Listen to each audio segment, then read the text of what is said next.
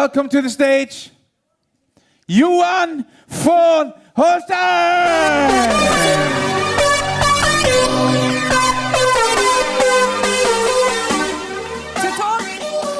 To talk about our vision and the future, now a word from the man whose achievements list long. A Harvard graduate and one of Sweden's most successful entrepreneurs ever. He has years and years of experience and have been among the world leaders of building internet-related companies all over the world.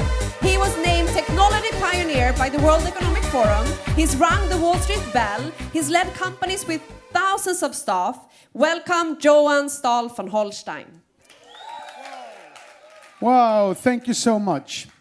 I think it's amazing to be here, and I will tell you a story about why I think it's amazing and why I'm here. But so I have to start with telling you about the history, the background, and then I'll tell you a bit about the present, and then I'm going to tell you a bit about the future.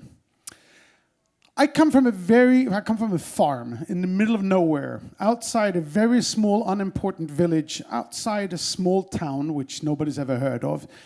And I was very dyslexic, so I don't read and write very well. I was hyper-energetic, which is the reason I still walk back and forwards on the scene while I speak. And I was actually very lousy at school. And when I finished my ninth grade, I started selling when I was 6. My grandfather was a fisherman, so the first thing I sold was fish. And then I'm a soccer fan, so I sold sweets on the soccer games when I was 12, and I sold newspapers. And at 14, I started working in a cheese factory. So I was a real farmer's boy. And at the age of 15, 16, when I finished my gymnasium, the school principal said, well, he doesn't need to continue school. He can take a full-on job at the factory. And my mother, she refused to accept that. She said, my son is talented, he's smart, he's going to study. And she forced me to study languages. And since I can't read and write, I can think, well, that might not be so smart. But I do speak Spanish, French, German, English, and Swedish now. So I'm kind of happy that she did. But I was still very bad at school. So I traveled around the world for years and just hitchhiked around, working as a waiter, working as a rep, as a ski teacher, and doing things I really liked to do. Until I had a really severe car accident. And I spent 3 months in hospital. And coming out of there, I realized that, well, I probably needed to get some kind of education. So I went into university, which was very difficult for somebody who's got the difficulties of reading and writing as I do. So what did I have to do? I had to work harder than everybody else. And I struggled getting out of there. And I taught myself how to think in pictures instead of words and letters, which made me eventually actually finish off my degrees with very good degrees, but not because I was talented, but because I worked harder. And once I finished, I got a job for one of the most amazing entrepreneurs Sweden's ever had. He's not so famous outside Sweden as he is within Sweden, but he is fundamental to where Sweden is today, because he broke down what Sweden's history and past was. Not believing in oneself, believing in the community, believing in that society would take care of you. He challenged that and said, you can do it yourself. And I managed to get a job for him. I actually met him in Barcelona, which we left yesterday. And I had studied for 4 years. I was indebted up over my ears with student loans. And the first job, I come into a suit like this, and he says, no. You have to have jeans and a T-shirt, and the T-shirt should be dirty. You need to look cheap. And I said, why? I'm an MBA, I've studied at Harvard, I've worked so hard for this. And he said, no, everybody who starts working for me has to start with carrying a beer. And if you're good at carrying a beer, you can start off as president for any company you want.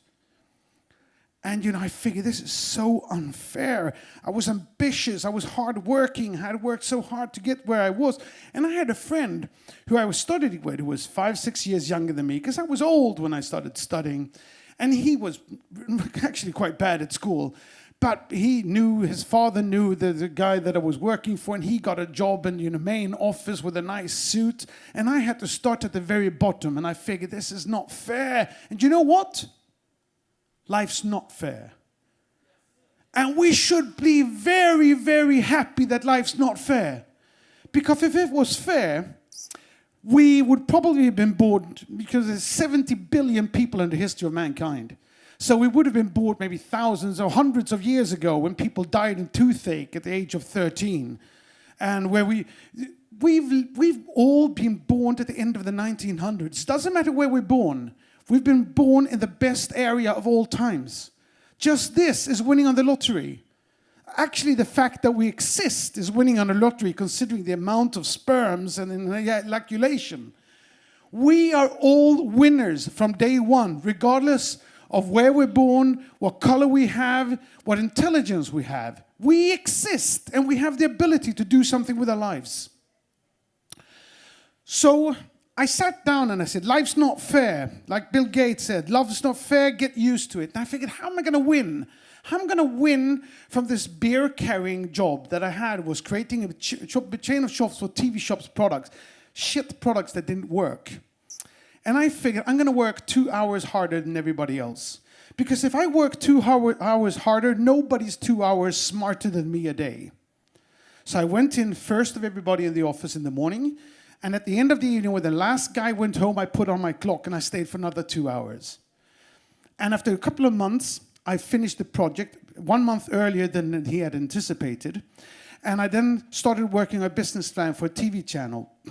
He came back from a trip. I gave him the business plan. He made me marketing director for the TV channel. The TV channel nobody knew of the TV channel. It didn't really know, didn't have an audience. So I designed the marketing strategy for the channel and took it from 6-7% penetrations to over 90% in 6 months. So he calls me up and says, you're doing a fantastic job. And I'm not going to make you president for your first time. 9 months out of university, I was CEO for my first company. And I went, yeah! And he said, what am I going to do? He said, teletext. Do you know teletext? Probably the most boring medium ever invented by man.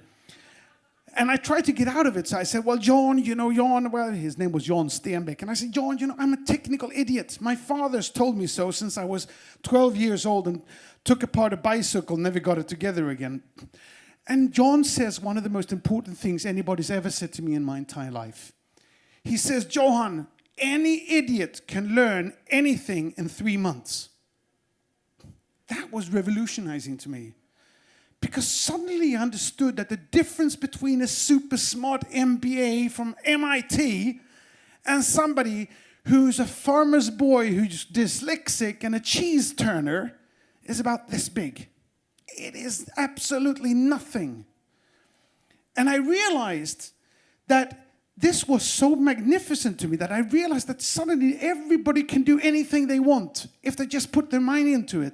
If they just put the 3 months and decide that they're going to be able to be successful. So I took the job as CEO. And in 6 months, I built the largest teletext production company in the world with offices in 9 countries. He calls me up and he says, this is amazing. You're fantastic. You're now executive vice president for a bank I own in Luxembourg. So I go into the bank. And I was there for 2 years, living together with him. And I took my salary from $2,000 a month when I started, which is still fairly good. But for an MBA with a lot of student loans, it wasn't that good. 5 years later, I had $35,000 a month. I had a convertible sports car. I lived together with John Stenbeck in his house. And thank you very much, sir. And I thought I was ridiculously wealthy and successful. And one night we were standing in our underpants drinking whiskey after having been out partying. And I say to him, how much money do you need to be rich? Because I felt very, very rich. I had about $1 million already in unlisted stock in his companies. And he says, wow, Johan, you probably need 50 million. $50 million, I said. What on earth would you want $50 million for?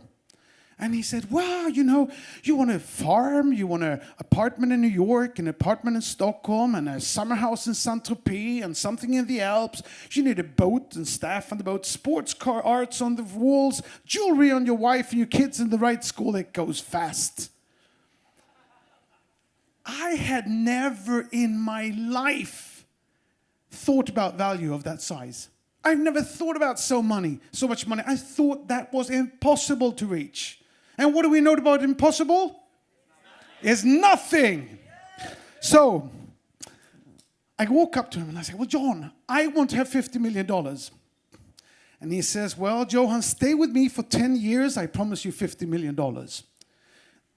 Now, the thing is, it was not a charity organization, which meant that if I was going to make $50 million working for him, I probably needed to make $200 million for him. And if he thought I was good enough to make $250 million, I didn't need to work for anybody. So I resigned. And I put up the goal for myself. I needed to make $50 million, not because I really needed $50 million, just because I needed to prove that I could, that I made the right decision. And I needed to make $50 million in half the time. So in January of 1996, as one of the first internet entrepreneurs and pioneers of Europe, together with some friends, I started a company called Icon Media Lab.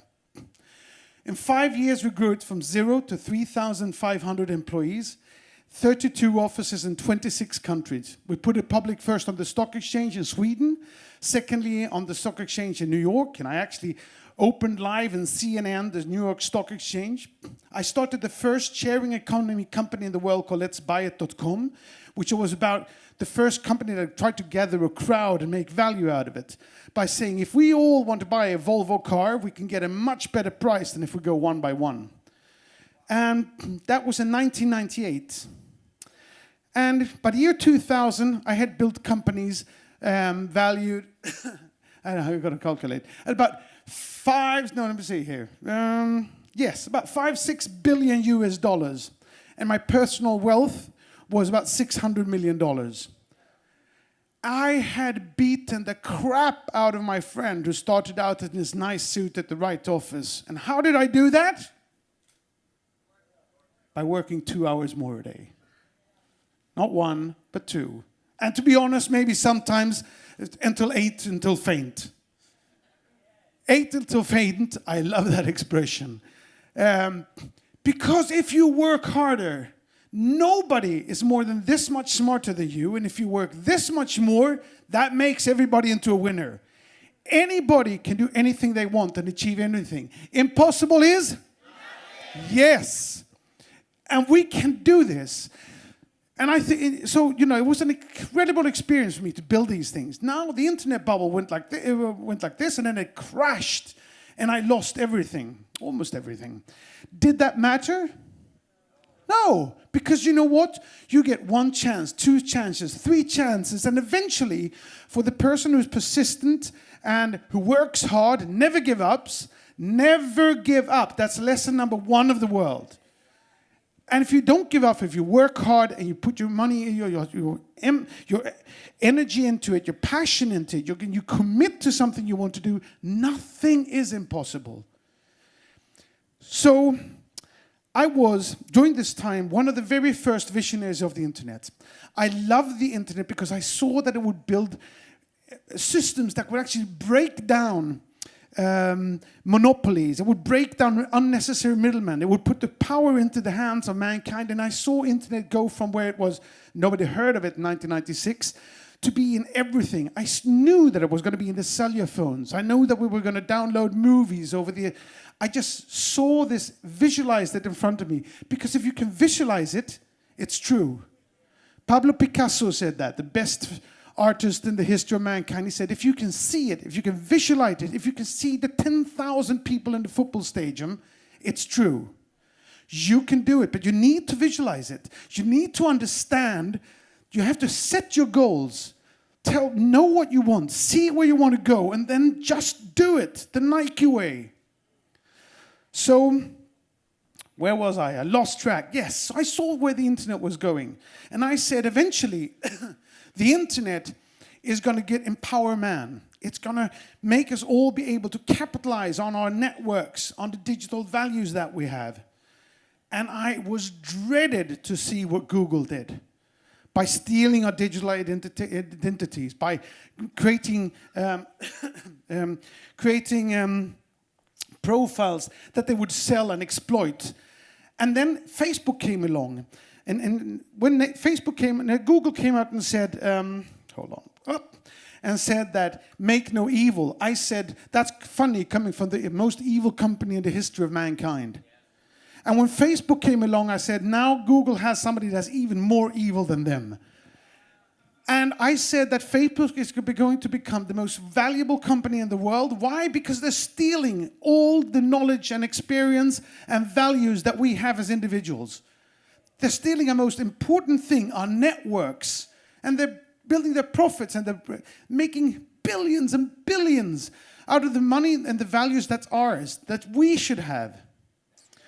So I predicted what we call today influencer marketing, the ability and the values of actually being able to profit on the networks that we have and the brands that we can build for ourselves and the hard work that we're putting into building this knowledge and experience and brand and networks.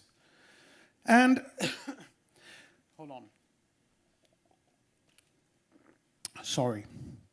And so I tried to start a company called MyCube in 2009. Same year that Bitcoin was released. And I created a cryptocurrency called cubes. I bought 1,000 Bitcoins, which I lost in 2 weeks because it was too complicated. I wish I could find them, but I can't. And the idea with MyCube was that everybody should own their own digital identity in order to be able to exploit that and leverage on the network and knowledge that they had and the values that we could put into the digital environment. The company, for a number of different reasons, failed. Sometimes you don't succeed, but what do you do then? You never give up. So I've been working on a number of things, and I've known Jonas for 10, 15 years. And Jonas has presented me to different network things, and I love the idea of networking and not network marketing. But I've never really felt that the ideas were good enough or quite there. Until he phones me up in April, May and says, Johan, this time we're doing everything right. We have 15, 20 years of experience. We've built on the platform and we know the right thing. We're going to sell digital products. And I looked at Crowd1 and I saw, my God, this has the potential of changing everything. It is giving back the ability to leverage on your networks, selling digital products to your friends and family or people in your vicinity. If anybody works hard on this, we can bring trade to people. I believe very strongly in the gig economy. The gig economy meaning basically that as digitalization increases in every industry all over the world, as people will be and companies will be more and more digitalized, things will change faster and faster. Things will grow faster and faster. And as that happens, nobody is going to work in a company and get a gold watch. Companies won't exist for that long. The chances are that you'll have to change jobs every 5, 6, 7 years or every 3 months. And competition is going to be so hard because there's so many people that you might not even make enough money on a full-time job. You will have to do things on the side. You'll have to have ways of leveraging on your abilities. You'll have to have abilities to make money on the 2 extra hours you put in. And because of that, I believe that a company that can give people the ability to find trading opportunities, to sell things and make money on the side, that is of immense importance. My mentor, John Stenbeck, he told me that there is nothing as valuable as a good salesperson. You can have a lousy shit company with shit products and great salespeople and you will thrive. You can have fantastic products in a great company and lousy salespeople and a company will go bankrupt. A good salesperson is worth their weight in gold. And nothing is as pathetic as a salesperson who does not sell. Crowd1 is not a charity project. It's not going to make everybody successful. But if you commit, if you work hard, we are going to bring trade to Africa. Where others will come with charity money, we say, no, make business. We're going to be able to find companies and products that wouldn't have reached Africa without us. And we're going to be able to make people find jobs and ability to take personal responsibility for their own future. And this excites me immensely. Because if we do this right, this will be the last network you ever join.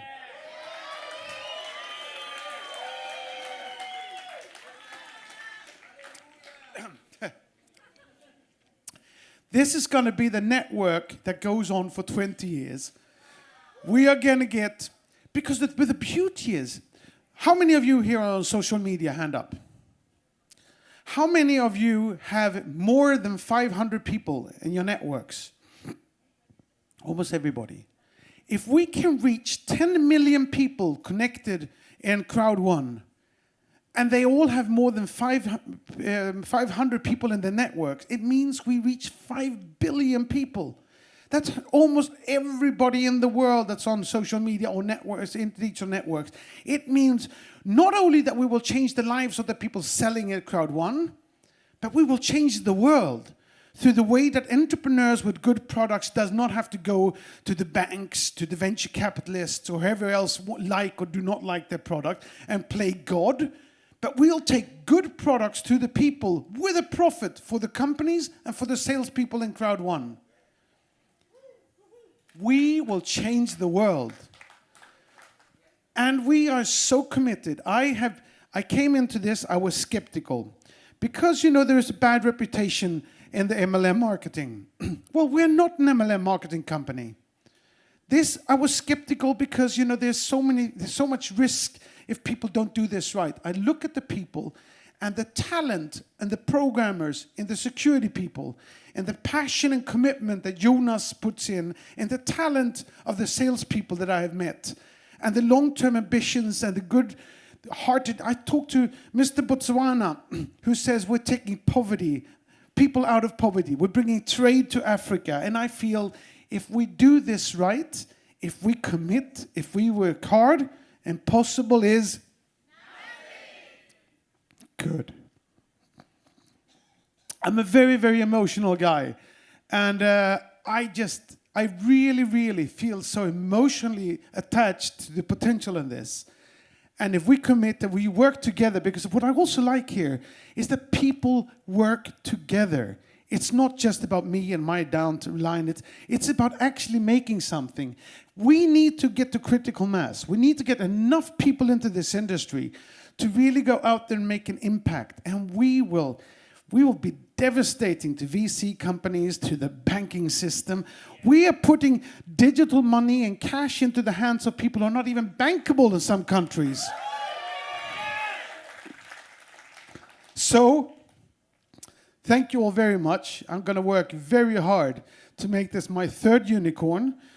I have the ambitions to one day put this public on a major stock exchange.